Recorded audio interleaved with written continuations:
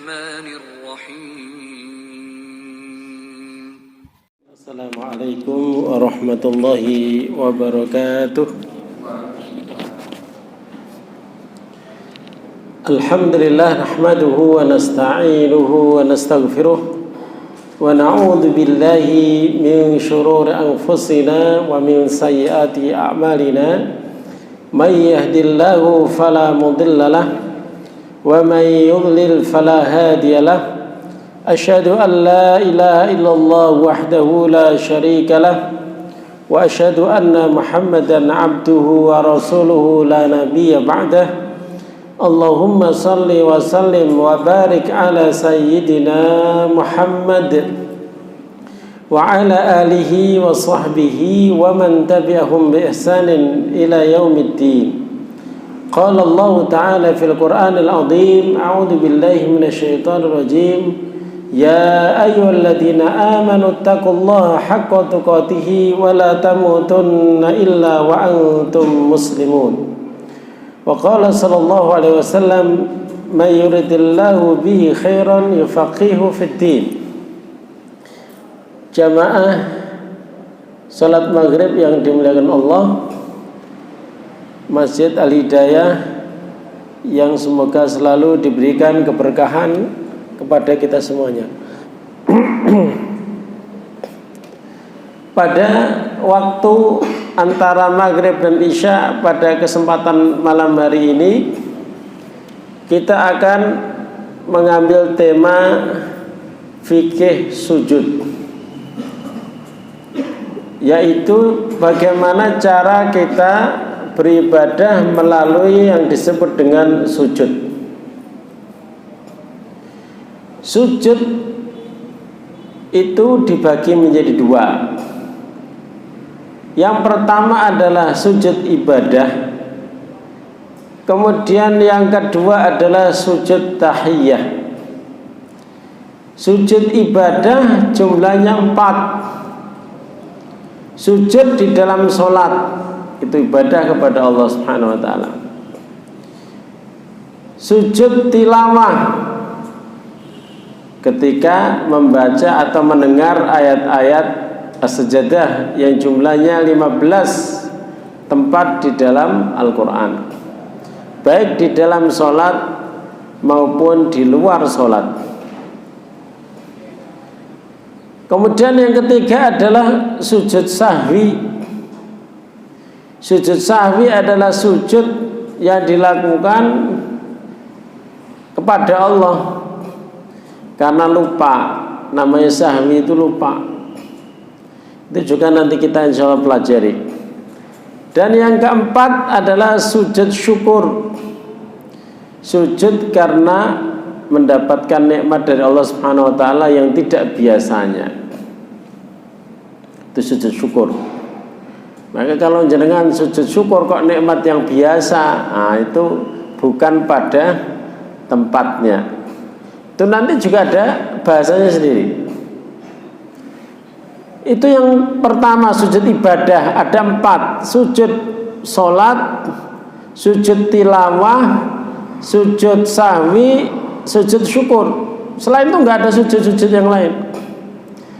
Kemudian yang kedua adalah sujud tahiyah, sujud penghormatan.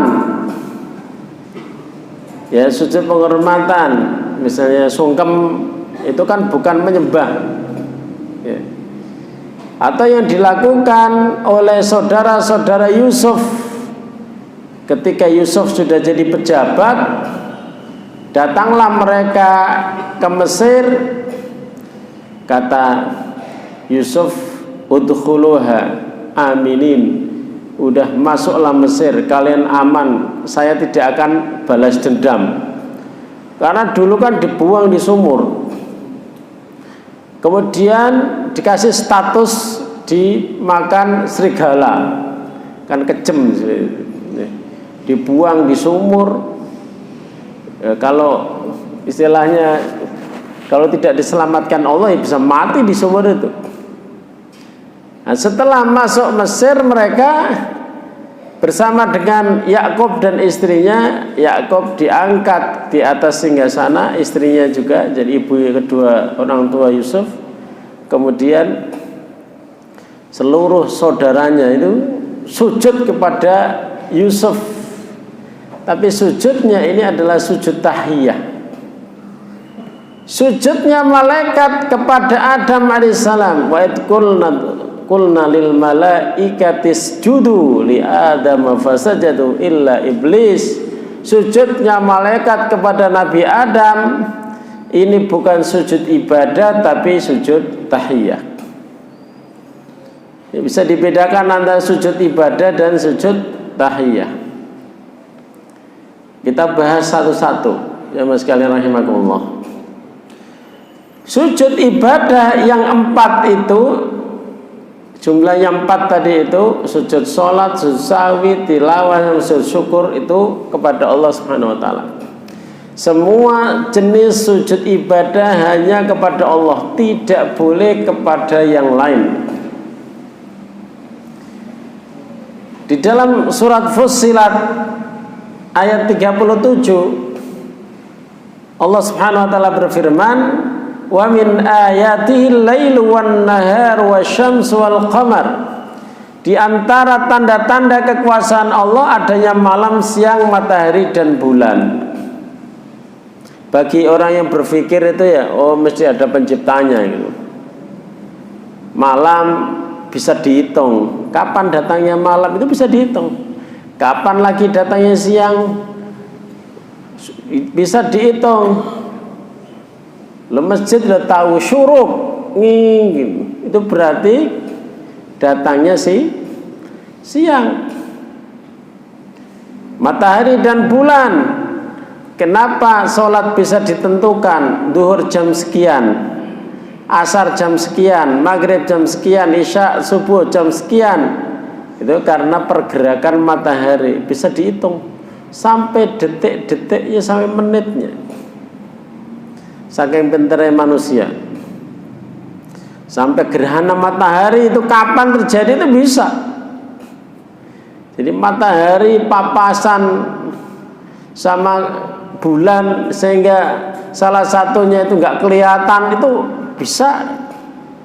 Luar biasa. Akan tetapi walaupun luar biasanya malam, siang, matahari, bulan, la tasjudu lisyamsi wala lil qamar. Jangan kalian menyembah matahari dan jangan kalian sujud kepada bulan. Wasjudu lillahi alladzi khalaqahun. Kalau mau sujud ya kepada sang pencipta bulan dan matahari, jangan sujud kepada benda itu. Dia itu makhluk diciptakan gitu. Jadi kalau ada yang takut sama Nyeloro Kidul, takut sama dedemit, pageblok, ya, jin, itu sebenarnya dia itu apa namanya ya, tidak berpikir gitu. Sembahlah yang menciptakan mereka kalau memang mereka itu ada. Siapa yang menciptakan? Allah Subhanahu wa taala. Jangan malah nyembah makhluk ya. Kalau dulu jenengan nonton ketoprak ke raja itu sambil gini-gini, nggak boleh sambil berdiri terus, tapi sambil nyembah-nyembah gini. Jamaah sekalian rahimakumullah, in kuntum iyyahu ta'budun, jika kalian memang benar ibadahnya, maka sembahlah kepada Allah yang menciptakan makhluk. Jadi kalau kita ini tauhidnya benar, kita ini sudah putus urat takutnya terhadap makhluk. Terus gak usah takut makhluk, ngapain? Mereka juga lemah begitu. Apalagi nyembah-nyembah setan, pangsugihan, susuk, penglarisan, ya, supaya tokonya laris. Bagaimana? Ada yang sampai jin nasab ya. Dia mewariskan jin kepada anak cucunya supaya dijaga. Ngapain? Mereka mempunyai sang penjaga, yaitu penciptanya sendiri. Makanya kalau bayi nangis itu jangan nggak usah khawatir. Bayi nangis itu lumrah. Karena apa? Setiap bayi yang terlahir pasti diganggu yang namanya umus sibyan.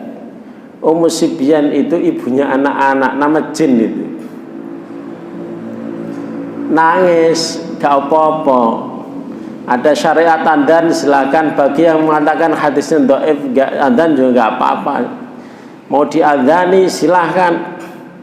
Tapi yang jelas doa yang paling manjur itu adalah doanya yang dibaca ketika lahirnya Maryam, inni u'iduha bika wa dzurriyyataha minasyaitonir rajim, yaitu doa perlindungan dari setan yang terlaknat. Jadi kita itu tinggal meminta kepada Allah. Punya Allah tapi masih takut, itu berarti tauhidnya yang bermasalah. Masih suka takut. Jangan-jangan rumah ini ada penunggunya. Baru dibeli takut. Kok serem ini rumahnya? Ya udah. Kalau serem, gunakan sholat, gunakan baca Al-Quran, buat ngaji, ya kan? Begitu. Biar nanti setannya itu pergi pelan-pelan. Sudah, daripada di sini lebih baik kita cari tempat yang lain lagi gitu. Setiap masuk rumah, assalamualaikum, keluar rumah, assalamualaikum, barokatan ala ahlikum, supaya keberkahan atas keluarga kalian. Gak masalah ya. Itu loh. Jadi jangan sujud kepada selain Allah, karena semuanya itu makhluk. Ya, semuanya itu makhluk. Jangan takut. Jamaah sekalian rahimakumullah, orang dalam mencari Tuhan atau mencari Rabb pencipta itu sampai menyembah matahari, yang di dalam Al-Quran salah satunya diceritakan ketika Hudhud tidak hadir di pasukannya Sulaiman, ditanya di mana Hudhud, kok tidak ada? Kalau sampai tidak disiplin nanti tak hukum dia. Sampai akhirnya burung Hudhud datang, wahai Sulaiman, saya membawa info yang sangat penting. Itu bisa dibaca dalam surat An-Naml. Ayat yang ke-24 bilang gini, wajadtuha wa qaumaha yasjuduna lisyamsi min dunillah. Saya menemukan seorang ratu dan kaumnya sujud kepada matahari. Waduh, sujud kepada min dunillah, selain Allah. Wa zayyana lahumus syaitanu a'malahum. Dan Allah menghiasi perbuatan mereka. Setan kalau menyesatkan itu akan selalu dibikin bahwa perbuatan kita itu adalah baik gitu. Sehingga kalau di dalam surat Saba, Bilqis ini kan ratu Saba. Itu kalau jenengan baca dalam surat Saba, negara Saba itu negara yang hijau kayak Indonesia. Laqad kana fi saba'in fi maskanihim ayah. Laqad kana li saba'in fi maskanihim ayah. Bahwa ada tanda-tanda kekuasaan Allah di negeri Saba. Jannataini ayyamini wa shimal. Bahwa negeri yang dikelilingi dengan bumi yang hijau. Jannah itu kan perkebunan banyak kayak Indonesia lah. Pokoknya kanan kiri, pokoknya lebat bagus. Tetapi kemudian apa yang terjadi? Maka perintah Allah kemudian apa? Disuruh untuk kulu mir rizqikum washkurulah. Kulu mir rizqi rabbikum washkurulah. Makanlah dari rizki Tuhanmu dan bersyukurlah wahai penduduk Saba. Baldatun thayyibatun wa rabbun ghafur. Sebuah negeri yang indah dan Allah Maha Pengampun. Fa'aradu, tapi mereka berpaling. Apa akibatnya? Fa'arsalna alaihim sailal arim. Kami kirimkan banjir bandang. Udah disapu sehingga kemudian yang tadinya pohon-pohonnya berbuah manis dan lezat berubah menjadi tanaman yang pahit, yang berduri. Itu diceritakan di dalam surat Saba. Maka kemarin saya ingatkan, bersyukur kemerdekaan itu bukan dengan joget-joget, ya kan? Kita saksikan dimanapun kalau perayaan kemerdekaan diisi dengan maksiat, seakan-akan itu mengundang adab Allah Subhanahu wa ta'ala. Jangan sampai cerita Sabak itu berpindah di negara yang kita cintai, Indonesia. Dan itu dimulai dari yang paling atas sampai paling bawah, joget-joget semuanya. Sudah ibadahnya gak benar, joget-joget. Mau kayak apa Indonesia? Apakah mau seperti negeri Sabak? Kenapa kita tidak menyelenggarakan acara kemerdekaan itu acara yang mendidik? Kalau jenengan baca koran, coba tanya KUA di daerah Ponorogo, 200 remaja terpaksa dinikahkan karena hamil di ruang nikah. Sakpono iku sing terlapor ya, sing istilahnya wani ning KUA, sing ra wani wae. Apa meneh di Surabaya? Apa meneh? Jadi mau kita ini, anak kita ini jadi kayak generasi yang seperti itu, generasi yang gimana kayak begitu itu, mengundang adab Allah Subhanahu wa ta'ala. Jadi seakan-akan itu baik, ini perayaan kemerdekaan, wis kita happy aja. Ya happy dengan merampok korupsi sehingga udah nggak terhitung. Kalau kita menjadi masyarakat bawah ini, jangan suka dibohongin, ya, dibohongin suruh milih tapi kita nanti ditindas. Ya gara-gara 50.000 kita korbankan anak cucu gitu, kita korbankan negara. Harusnya memang ada satgas anti korupsi per RT itu. Kalau bagi-bagi uang itu gebuk kayak. Yes, kalau jenengan RT ya, kalau ada yang kira-kira kok bagi-bagi uang itu langsung ditangkap Pak. Jangan menjadi bagian dari mafia, ya kan? Ini bagian jadi mafia malah ketua RT, ketua RW-nya. Ya harus berani. Ini bagi-bagi uang berarti ingin menghancurkan negara. Kok malah kita ambil bagian gitu dari dikoordinir sama RT bagi-bagi. Waduh, ini negara hancur. Dari paling harusnya setiap RT itu ada satgas anti riswah, swap. Tuh. Berani nggak jenengan bikin kayak gitu? Sebagai ketua RW, ketua RT, berani nggak? Ya harus berani, karena ini demi bangsa, ini mengisi kemerdekaan. Jangan sampai kita kembali ya dikasih tontonan mereka happy saja, happy merampok uang negara. Nah kita semakin tambah susah ini masyarakat tingkat bawah ini.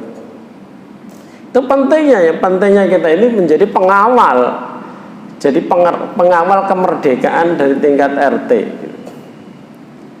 Jamaah sekalian rahimakumullah, sebagaimana saya tadi katakan bahwa sujud ibadah harus ya, dan wajib kepada Allah. Kalau enggak musyrik.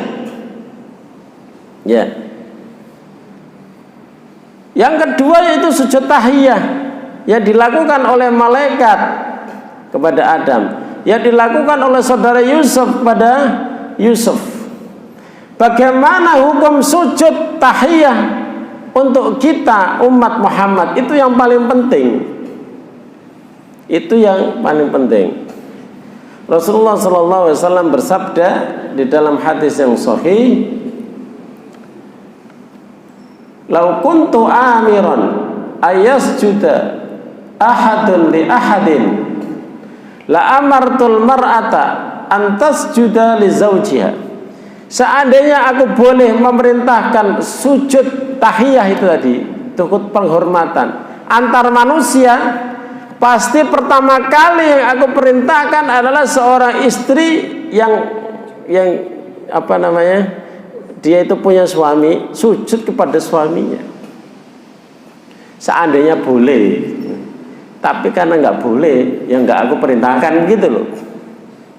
Semua bentuk sujud di syariat Muhammad SAW, baik ibadah maupun tahiyah, dihapus. Jadi nggak ada lagi yang namanya sungkem, nggak boleh.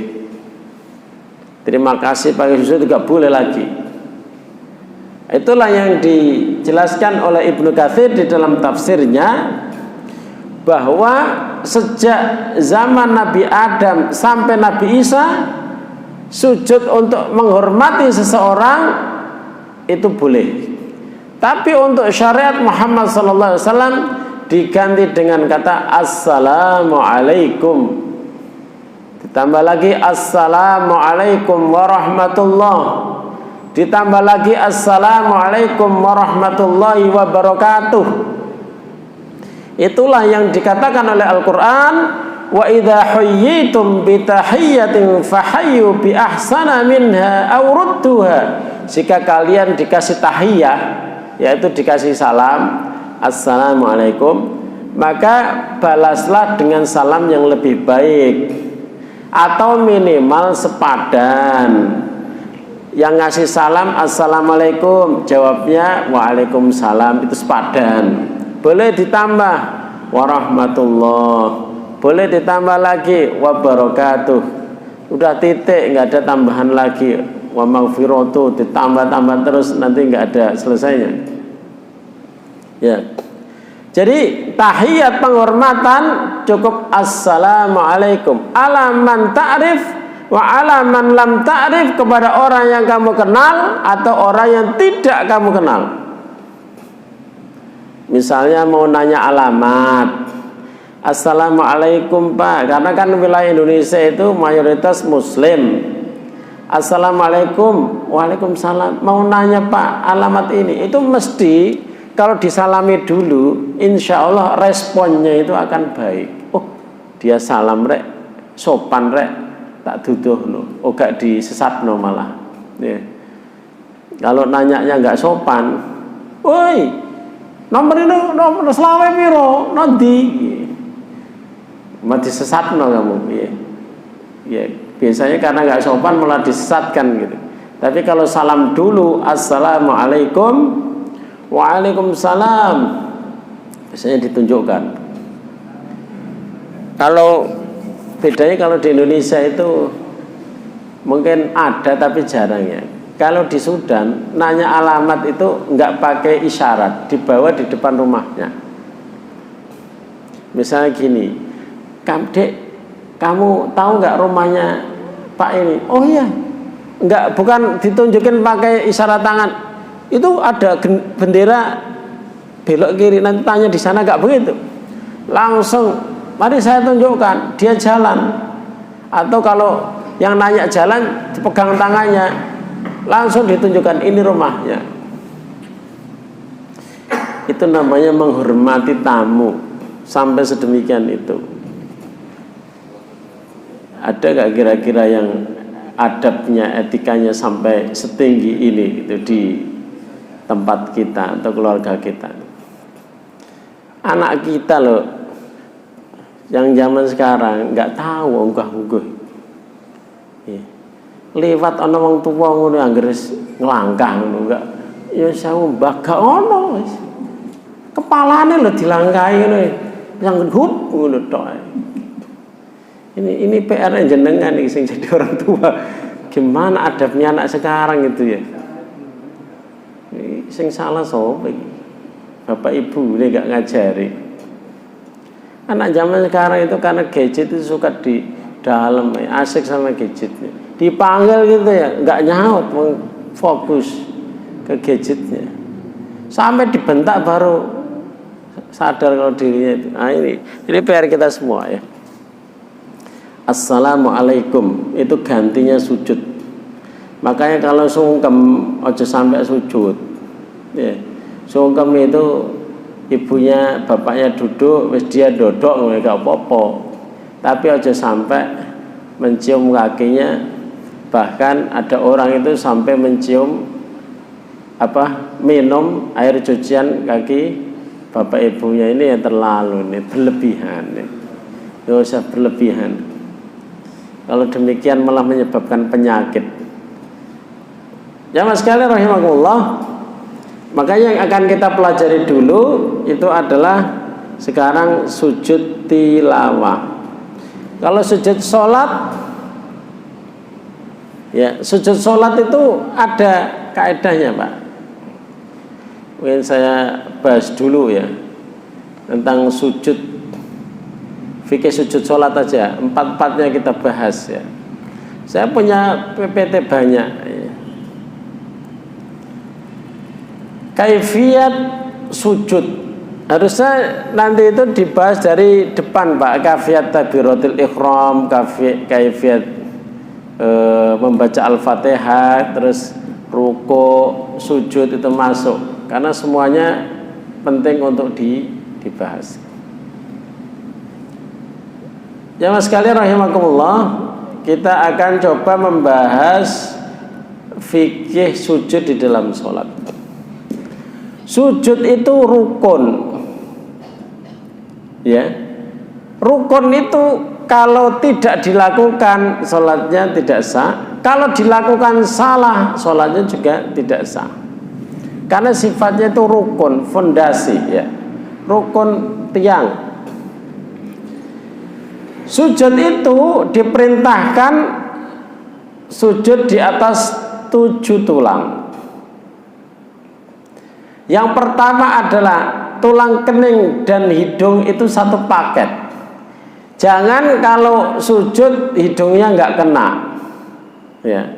Yang sujud itu kening sama hidungnya itu satu paket, nggak boleh hanya keningnya saja. Dalam sebuah hadis Rasulullah SAW bersabda, sesungguhnya Allah tidak memandang kepada orang yang sujudnya tidak hidungnya tidak menempel di tempat sujud. Jadi hidung sama kening itu satu paket, dihitung satu.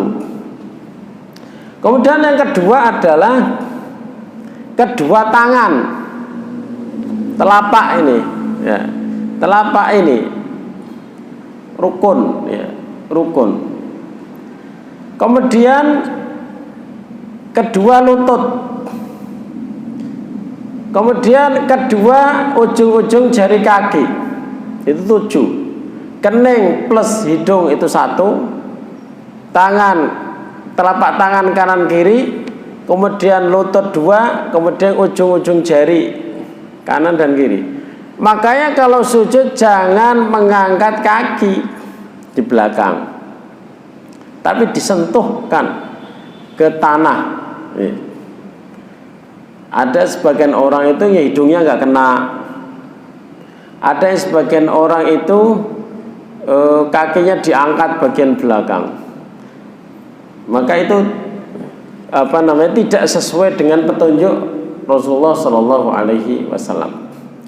Kemudian yang ketiga kaifiyatnya ya. Yang ketiga punggung lurus. Punggungnya itu lurus. Yang keempat, lengan atas dibuka sehingga jauh dari badan.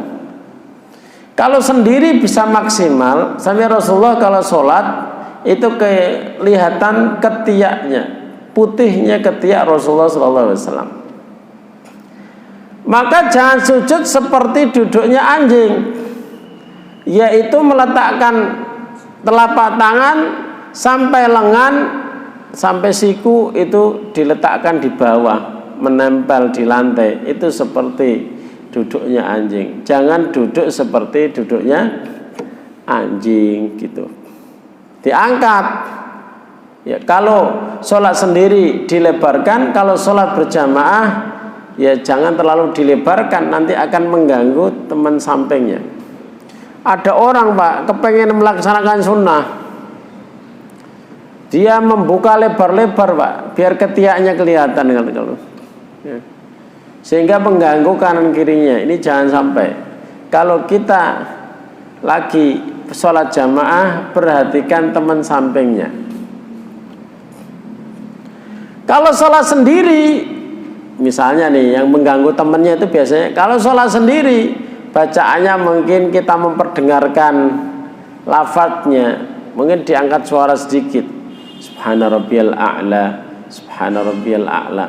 Tapi kalau kita berjamaah, kita cukup menggerakkan bibir dan tidak usah mengeluarkan suara yang keras.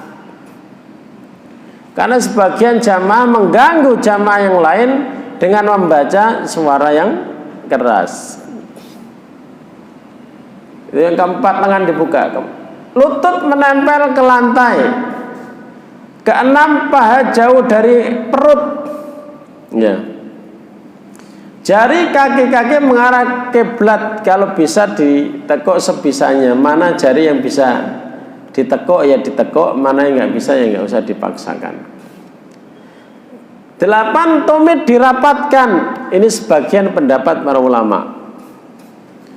Jadi tumit ketika sujud itu dirapatkan karena ada riwayat dari Aisyah radhiyallahu anha melihat Rasulullah sallallahu alaihi wasallam, fawajadtuhu sajidan, saya menemukan suamiku yaitu Rasulullah sedang sujud, rasan akibaihi, menempelkan kedua tumitnya. Ini begini, karena ada hadisnya, mustaqbilan bi atrafi asabil qiblah, dan kemudian mengarahkan jari-jari kakinya itu menghadap kiblat, yaitu dengan ditekuk. Nah, itu beberapa kaifiat sujud. Kalau bacaannya macam-macam. Ada subhana rabbiyal a'la, ada subhanakallahumma rabbana wa bihamdika allahumma ighfirli, ada yang subuhun kudusun rabbul malaikati warruh, ada yang ditambah subhana rabbiyal a'la wa bihamdih. Jadi bacaan-bacaan itu ada di dalam riwayat Rasulullah SAW. Ada yang lebih panjang lagi, Allahumma laka sajadtu wa bika amantu wa laka aslamtu sajada wajhiya lilladzi khalaqahu wa sawwarahu wa syaqqa sam'ahu wa basarahu tabarakallahu ahsanul khaliqin. Itu yang bacaan panjang. Jamaah sekalian rahimakumullah, itu sujud sholat.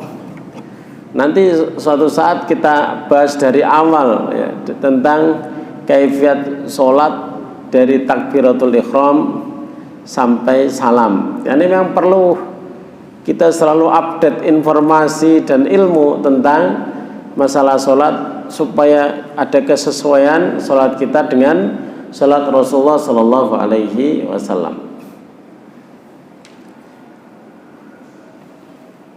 Sujud tilawah, ya.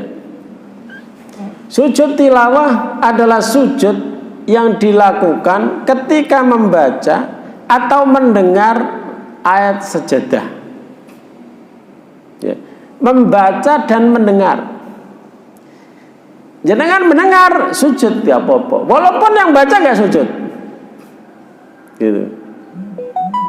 Kecuali kita kalau sebagai makmum aja sujud dewi. Di juz amma, yaitu juz terakhir ya, itu ada 2 tempat. Yang pertama di surat Al-Insyiqaq ya, wa idza quri'a 'alaihimul qur'anu la yasjudun. Nanti kalau di Quran ada gambar kubah, jenengan sujud Allahu Akbar, baca sebagaimana doa sujud, kemudian Allahu Akbar, bangkit 1 kali saja. Nanti kita belajar kaifiatnya. Kalau mendengar, ya, kalau mendengar jenengan sedang naik mobil, ada dibaca surat Al-Alaq, kalla la illam yantahi lanasfa'an bin nasiyah nasiyatin kadibatin khati'ah falyad'u nadiyah sanad'u zabaniyah kalla la tuti'hu wasjud waqtarib. Allahu Akbar. Tiba-tiba ono suara orang baca Quran atau suara dengar gitu. Jenengan sujud di mobil bagaimana? Sujud kalau di mobil itu memakai isyarat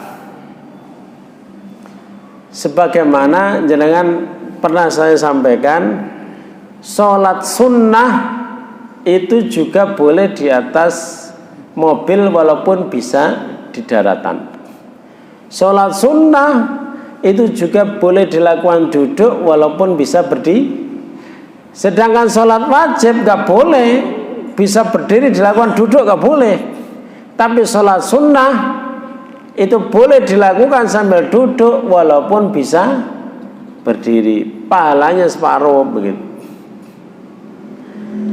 Kalau sholat sunnah saja boleh dilakukan di atas kendaraan, sedangkan kendaraan kita tahu akan berubah arah kiblatnya. Rasulullah pernah melakukan sholat sunnah di atas unta dengan rukuk dan sujud sebisanya, ya kan, sebisanya di atas unta. Maka sujud tilawah lebih boleh lagi. Bagaimana caranya? Makanya jangan kalau punya istri gitu ya, misalnya jangan yang nyetir mau berangkat keluar kota, istri bilang, Pak aku sebentar ya tungguin ya, aku tak sholat duha gitu. Sampean bilang aja, Bu sholat aja dalam mobil, gak usah nungguin gitu. Terus sholatnya gimana? Ya sholatnya seperti biasa. Lebih bagus itu diarahkan mobil, diarah kiblat dulu, setelah itu sesuai dengan tujuan. Tapi kalau memang nggak ada lahan untuk itu ya udah sholat di atas mobil aja. Ya, sholat di atas mobil berapa rakaat? Ya, silahkan. Rukuk dan sujud itu sebisanya. Itu pernah dilakukan Rasulullah SAW. Sujud tilawah ketika kita mendengar ada qari membaca itu tadi, kalla la tuti'u wasjud waqtarib. Sudah jangan bilang Allahu Akbar, sujud, kemudian baca doa sujud, kemudian panggil lagi Allahu Akbar. Sudah gitu aja. Ada yang kemudian mohon maaf ya, kreatif. Nah ini kreatif itu harus hati-hati Pak.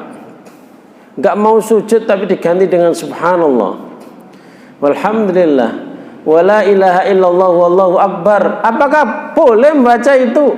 Boleh-boleh saja, itu kalimat thayyibah, kalimat yang baik.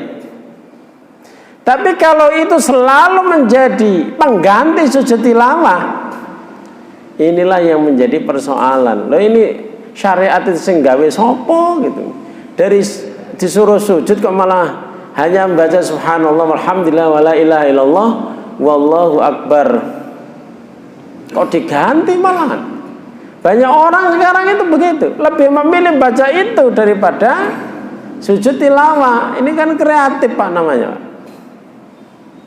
Lalu sunnahnya disuruh sujud diganti dengan sunnah yang lain gitu. Ya. Setiap doa itu ada tempatnya Pak, yang sesuai dengan konteksnya, walaupun artinya baik.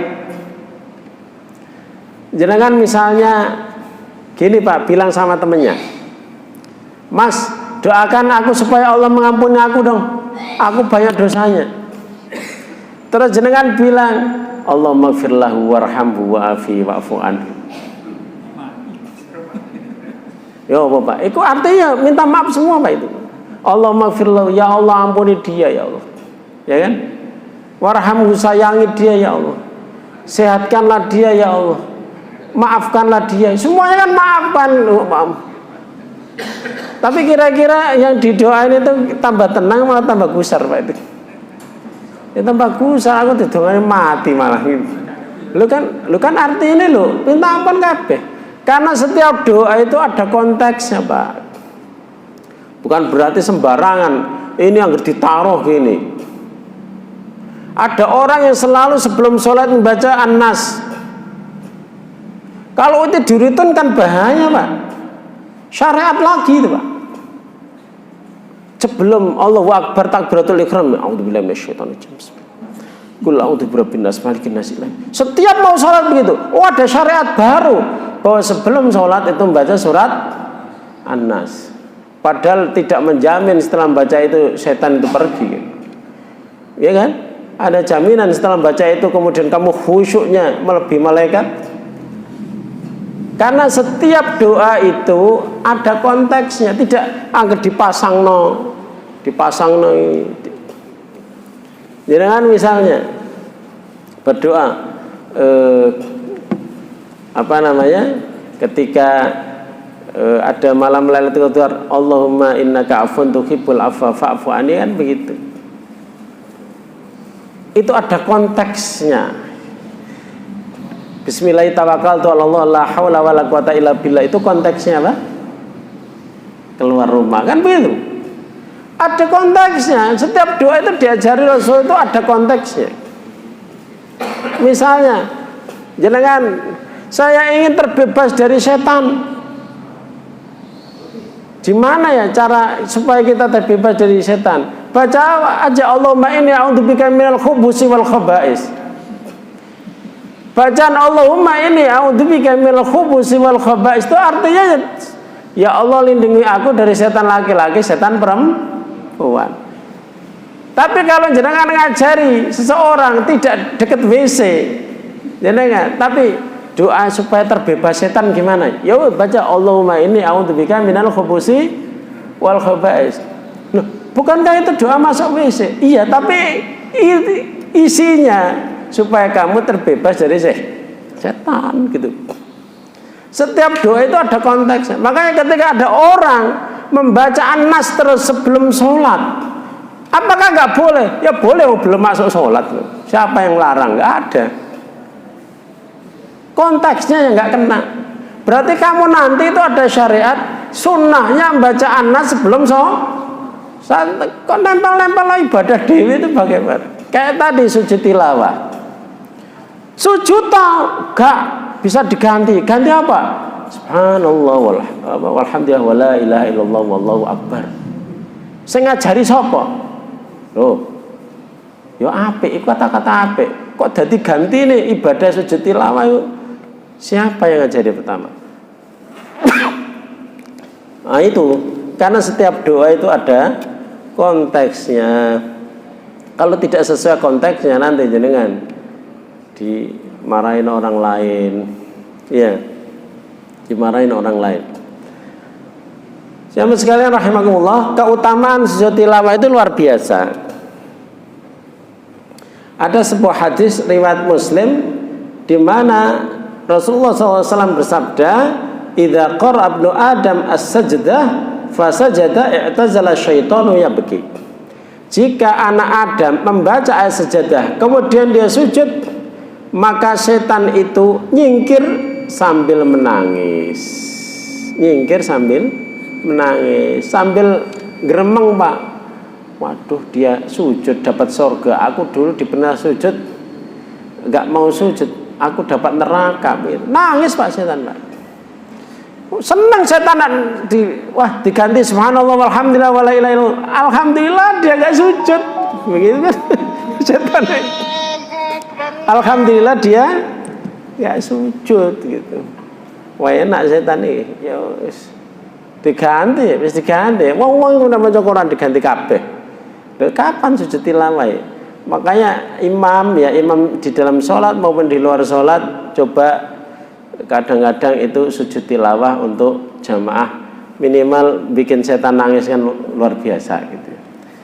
Kita insya Allah lanjutkan pada pertemuan yang akan datang karena sudah datang waktu isya. Kita tutup dengan baca doa kafatul majlis. Subhanakallahumma bihamdika asyhadu an la ilaha illa anta astaghfiruka wa atubu ilaik. Assalamualaikum warahmatullahi wabarakatuh.